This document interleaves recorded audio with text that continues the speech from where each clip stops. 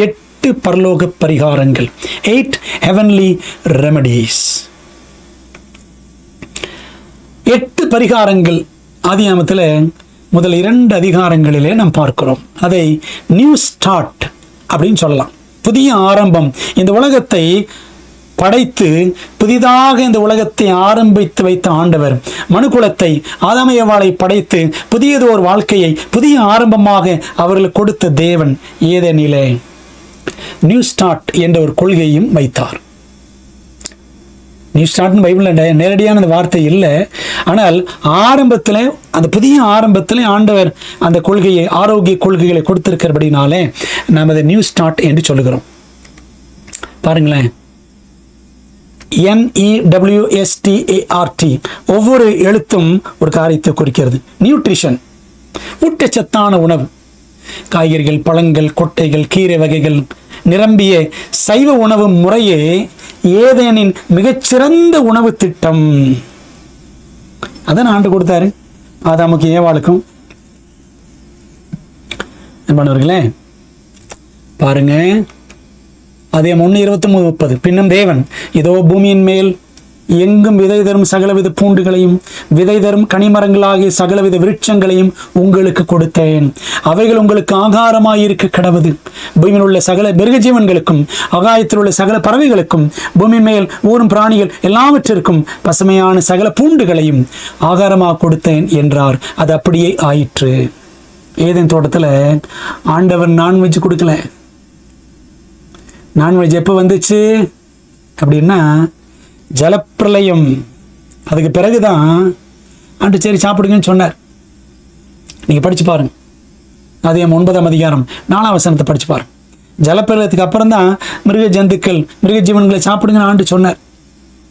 Eden தோட்டத்தில் சகலவித விருட்சங்கள், சகலவித பூண்டுகள் அப்படி தான் ஆண்டு சொல்லியிருக்கிறார். ஊட்டச்சத்தான உணவு. 2வது உடற்பயிற்சி, எக்ஸசைஸ். தினமும் நடைப்பயிற்சி அல்லது தோட்ட வேலை உடலுக்கு நல்லது.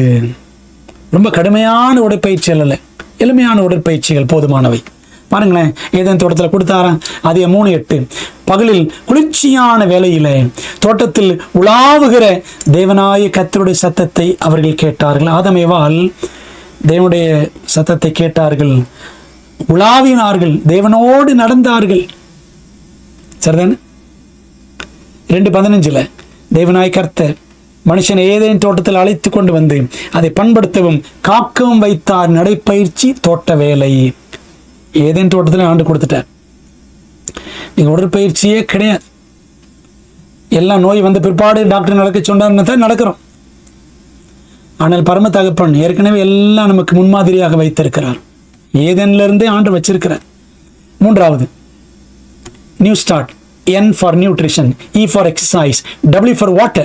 தண்ணீர். தினமும் 2 முதல் 3 லிட்டர் தண்ணீர் குடிக்கணும். அல்லது ஒரு 1/4 லிட்டர் டம்ளரில் ஒரு நாளைக்கு 7-8 டம்ளர் தண்ணீர் குடிக்க வேண்டும்.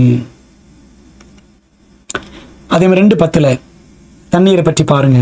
தோட்டத்துக்கு தண்ணீர் பாயும்படி ஏதேனிலிருந்து ஒரு நதி ஓடி அங்கே இருந்து பிரிந்து 4 பெரிய ஆறுகள் ஆயிற்று. அப்புறம் 3 பனி பெய்து பூமியை செழிப்பாக்கிற்று அப்படின்னு படிக்கிறோம். பார்த்தீங்களா? தண்ணீர் ஆண்டவர் ஆதியிலேயே கொடுத்துட்டார். இது பரலோக பொக்கிஷம் தண்ணீர் என்பது.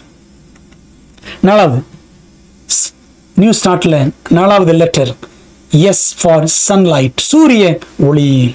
சூரிய ஒளியில் நம்முடைய உடலை காண்பிப்பது வைட்டமின் டி உருவாக்கத்துக்கு நல்லது. அது அந்த இள வெயில்னு சொல்கிறாங்கல்ல, காலையில் ஒரு 10 மணிக்குள்ள, அப்புறம் சாயங்காலம் ஒரு 4 மணிக்கு மேலே அந்த இளவெயில் உடலுக்கு மிகவும் நல்லது. அதே 1:16-17 தேவன் பகலை ஆள பெரிய சுடரும் இரவை ஆள சிறிய சுடரும் ஆகிய 2 மகத்தான சுடர்களையும் நட்சத்திரங்களை உண்டாக்கினார். சூரியன் சந்திரன். அவைகள் பூமியின் மேல் பிரகாசிக்கவும் ஆண்டவர் இந்த சூரியனை சந்திரனை ஏற்படுத்தினார். இந்த சூரிய ஒளி உடலுக்கு மிகவும் நல்லது என்பதை தேவன் அறிந்திருந்தபடினாலே இந்த சூரிய ஒளியை அவர் படைத்தார்.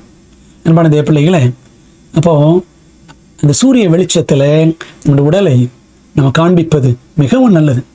அதுவும் அதுக்குன்னு கொளுத்துற வெயில்ல, உச்சி வெயில்ல அலையாமல் இருப்பதும் நம்முடைய ஆரோக்கியத்திற்கு மிகவும் நல்லது. நியூ ஸ்டார்ட்ல 5வது லெட்டர் டி ஃபார் டெம்பரன்ஸ், இச்சை அடக்கம் அல்லது தன்னடக்கம் அல்லது சுய கட்டுப்பாடு, செல்ஃப் கண்ட்ரோல் அப்படின்னு சொல்லுவாங்க. உணவு, உறக்கம், படிப்பு, பொழுதுபோக்கு என அனைத்திலும் தன்னடக்கம் மிகவும் நல்லது. பந்தயத்தில் ஓடுகிற எல்லாரும் எல்லாவற்றிலையும் இச்சை அடக்கமாக இருப்பார்கள். 1 கொரிந்தியர் 9 26, 27 வசனங்கள் படிச்சுப்பார். எல்லாவற்றிலும் இச்சை அடக்கம், டெம்பரன்ஸ் இன் ஆல் திங்ஸ். சாப்பிட்றீங்களா, அதில் ஒரு கட்டுப்பாடு, தூக்கத்தில் ஒரு கட்டுப்பாடு, படிக்கணும் ஓவரை படிக்கக்கூடாது, விடிய படிக்கக்கூடாது, பொழுதுபோக்கு எந்த நேரம் ஃபோனை நோண்டிட்டு இருக்கக்கூடாது, எல்லாத்துக்கும் ஒரு நேரம் உண்டு.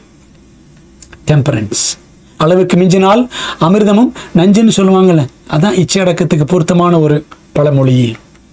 பாருங்களேன், இந்த இச்சை அடக்கம் ஏதேன் தோட்டத்தில் ஆண்டு வச்சாரா அப்படின்னா, அதே மாதிரி 2:16-17 படிக்கிறோம். தேவனாய் கர்த்தர் மனுஷனை நோக்கி, நீ தோட்டத்தில் உள்ள சகல விருட்சத்தின் கனியையும் புசிக்கவே புசிக்கலாம், ஆனாலும் நன்மை தீமை அறியத்தக்க விருட்சத்தின் கனியை புசிக்க வேண்டாம், அதை நீ புசிக்கும் நாளில சாகவே சாவாய் என்று கட்டளை இட்டார். Temperance, control yourself. அந்த பழத்தை மட்டும் நீ புசிக்காதே. நன்மை தீமை அறியத்தக்க விருட்சத்தின் கனி, சரிங்களா, ட்ரீ ஆஃப் நாலேஜ் அப்படின்னு சொல்லுவாங்கல்ல, அந்த கனியை புசிக்காது, சரிங்களா. டெம்பரன்ஸ், கட்டுப்பாடோடு இருக்க வேண்டும் என்று ஆண்டவர் ஒரு சோதனை வைத்திருந்தார், ஒரு பரீட்சை வைத்திருந்தார். அதில் பாருங்க, சாத்தா வந்து அங்கே தான் சோதிச்சான், அதில் ஆதாம் ஏவாள் விழுந்துட்டாங்க. பல நேரங்கள் அப்படித்தானே, இதை சாப்பிடக்கூடாது அப்படின்னு நினைப்போம், இவ்வளோ நேரம் தூங்கக்கூடாது, சீக்கிரம் எழுந்திருக்கணும்னு நினைப்போம். ஆனால் பார்த்தீங்கன்னா நம்ம தடுமாறி என்ன செஞ்சிடறோம், திரும்ப நாம் பாவத்தில் விழுந்து விடுகிறோம். சும்மா சாப்பிடு, ஊசி போட்டுக்கலாம், மாத்திரை போட்டுக்கலாம் அப்படின்னு சுகர் உள்ளவர்களும் ஃப்ரீயாக என்ன செஞ்சிடறோம், சாப்பிட்றோம், கடைசியில் கஷ்டப்படுறோம். அன்பானவர்களே, நாவடக்கம் பேசுறது மட்டுமல்ல, சாப்பிடுற விஷயத்திலும் நமக்கு அது அவசியம் என்பதை நாம் புரிந்து கொள்ள வேண்டும். பார்த்தீங்களா, அந்த 8 பரிகாரங்கள் ஒவ்வொன்றா பார்க்குறோம். அதில் 6வது நியூ ஸ்டார்ட்ல 6வது லெட்டர் ஏ ஃபார் ஏர், காற்று. காற்றோட்டமான இடத்துல படிக்கவும் வேண்டும், சரிங்களா. நம்ம தூங்குற இடம் நல்ல காற்றோட்டமான இடமாக இருக்கணும். நம்ம படிக்கிறதும் நல்ல மனசில் பதியணும் அப்படின்னு சொன்னால், நல்ல காற்றோட்டமான இடத்துல உட்கார்ந்து, இயற்கையான இடத்துல உட்கார்ந்து படிக்க வேண்டும். யார் இந்த காற்றோட்டம் இல்லாத இடத்துல குடியிருக்கிறாங்களோ அவங்களுக்கெல்லாம் பாருங்களேன், இந்த மூச்சு கோளாறு பிரச்சனைகள், வீசிங் ப்ராப்ளம், இது எல்லாம் இருக்கும். நிறைய வீடுகளுக்கு போயிருக்கிறேன், ஒரு போதகராக விசிட்டிங் போகும்பொழுது நிறைய வீடுகள் பார்த்தீங்கன்னா காற்றோட்டமே இருக்காது, ஜன்னலே இருக்காது. இதெல்லாம் உடலுக்கு பெரிய பாதிப்பை உண்டு பண்ணும். காற்றை பற்றி என்ன படிக்கிறோம் ஏதேன் தோட்டத்தில்? ஆதியாகமம் 2:7, தேவனாய் கர்த்தர் மனுஷனை பூமி மண்ணினாலே உருவாக்கி ஜீவசுவாசத்தை அவன் நாசியிலே ஊதினார், மனுஷன் ஜீவாத்மா ஆனான். ஆண்டவர் கொடுத்த சுவாசம், அந்த மூச்சு காற்று தான் நமக்குள்ள ஓடிக்கொண்டிருக்கிறது. ஆகவே இந்த உயிர் இருக்குன்னா அது ஆண்டவர் கொடுத்த கிருபை. ஆகவே நம்ம ஆரோக்கியமாக இந்த உலகத்தில் வாழ்ந்து ஆண்டவரை மகிமைப்படுத்த வேண்டும் என்பதை நாம் புரிந்திருக்க வேண்டும். நியூ ஸ்டார்ட்ல 7வது லெட்டர் ஆர் ஃபார் ரெஸ்ட், ஓய்வு. தினமும் 7 முதல் 8 மணி நேரங்கள் உறங்குவது உடலுக்கு நல்லது. ஏதேன் தோட்டத்தில் ஆண்டு என்ன கொடுத்தாரு? ஓய்வு என்பதற்கு சமமாக என்ன சொல்லலாம்? வாரத்தில் ஒரு நாளை தேவன் பிரித்து வைத்தார். ஆண்டவரே முன்மாதிரி என்ன செய்தார்? 6 நாட்களும் படைத்தார், 7ஆம் நாளில் ஓய்ந்திருந்தார். இந்த 7ஆம் நாள் பைபிள் படி வாரத்தின் 7ஆம் நாள் சனிக்கிழமை தான் வருகிறது. ஆண்டவர் வாரத்தில் ஒரு நாள் ஓய்ந்திருக்க வேண்டும் என்று ஓய்வு நாளை கட்டளையிட்டார். வசனத்தை பாருங்களேன். அதே மாதிரி 2 அதிகாரம் 2-3 வசனங்கள். தேவன் தாம் செய்த தம்முடைய கிரியையை 7ஆம் நாளிலே நிறைவேற்றி தாம் உண்டாக்கின தம்முடைய கிரியைகள் எல்லாம் முடித்த பின்பு 7ஆம் நாளில் ஓய்ந்திருந்தார். தேவன் தாம் சிருஷ்டித்து உண்டு பண்ணின தம்முடைய கிரியைகள் எல்லாம் முடித்த பின்பு அதில் ஓய்ந்திருந்தபடியால் தேவன் 7ஆம் நாளை ஆசீர்வதித்து அதை பரிசுத்தமாக்கினார். 7ஆம் நாளை ஆசீர்வதித்தார், 7ஆம் நாளை பரிசுத்தமாக்கினார், 7ஆம் நாளில் அவரே ஓய்ந்திருந்தார் அப்படின்னு படிக்கிறோம். பார்த்தீங்களா? இது ஆதியாகமத்தில் முதல் அதிகாரத்தில் படிக்கிறோம். 6 நாட்களும் படைத்தார், 7ஆம் நாளில் ஓய்ந்திருந்தார், 7ஆம் நாளிலே ஓய்வை படைத்தார். God created rest on the 7th day. இளைப்பாறுதலின் நாள் என்று தேவன் 7ஆம் நாளை கொடுத்தார். அப்போ எப்படி இந்த ஓய்வு நாள் ஆசரிக்கணும்? God's Sabbath rest from sunset to sunset. சூரிய அஸ்தமனத்திலிருந்து சூரிய அஸ்தமனம் வரைக்கும். இதான் ஒரு நாள். நடராத்திரி 12 மணிலிருந்து அப்படின்னு பைபிள் சொல்லலை. அது ஒரு கத்தோலிக்க கணக்கு. லேவியராமம் 23ஆம் அதிகாரம் 32ஆம் வசனம் படிச்சு பாருங்க. எப்படி ஓய்வு நாள் ஆசரிக்கணும்? சாயங்காலம் தொடங்கி மறுநாள் சாயங்காலம் வரைக்கும் ஓய்வு நாள் ஆசரிக்கணும்னு ஆண்டவர் சொல்லியிருப்பார். ஓய்வு பார்த்தீங்களா? 6 நாட்கள் நம்முடைய வேலைகள். 10 கட்டளை அப்படி தான் படிக்கிறோம். யாத்திரை 20ஆம் அதிகாரம் படிச்சு பாருங்க. 8-11 வசனங்கள். 6 நாளும் உன் வேலை செய்வாயாக, 7ஆம் நாளும் உன் தேவனாய கர்த்தருடைய ஓய்வு நாள். அந்த ஒரு வாரத்திற்கு 7 நாட்கள் என்ற சுழற்சியே அதற்கான ஆதாரமே பைபிளில் தான் இருக்கிறது. தேவன் தான் ஒரு வாரத்திற்கு 7 நாட்கள் என்று ஸ்தாபித்தார். அதில் ஒரு நாள் ஓய்வு நாள், தேவனோடு செலவிடுவதற்கான நாள், ஆவிக்குரிய இளைப்பாறுதலின் நாள் என்று ஆண்டவர் அதை கொடுத்திருக்கிறார். பாருங்களேன், இந்த ஓய்வு நாளை உண்மையாக கடைபிடிக்கிற எல்லாருமே ஆரோக்கியமாக, ஆனந்தமாக, ஆசீர்வாதமாக இருக்கிறார்கள்.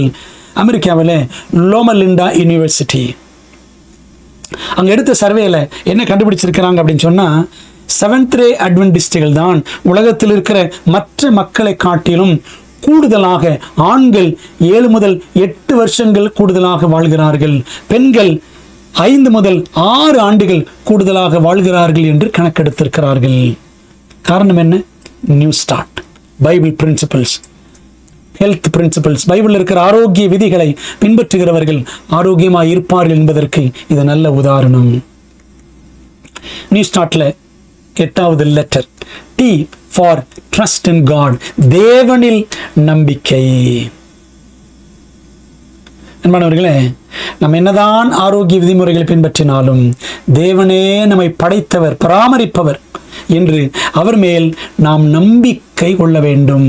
நீங்கள் ஆதியாகமம் 1வது 2வது அதிகாரத்தில் தான் இந்த 8 காரியங்களும் படிக்கிறோம். நியூ ஸ்டார்ட் பற்றி 8 பரலோக பரிகாரங்கள்னு பார்க்கணும். இந்த முதல் 2 அதிகாரங்களை கவனிச்சிங்கன்னா தேவனாய கர்த்தர், தேவனாய கர்த்தர் எத்தனை முறை வரும் பாருங்க. சுமார் 17 முறை நீங்கள் பார்க்கலாம். அதில் முதல் வசனமே 1:1 ஆதியாகமத்தில் ஆதியிலே தேவன் அப்படிதான் படிக்கும்.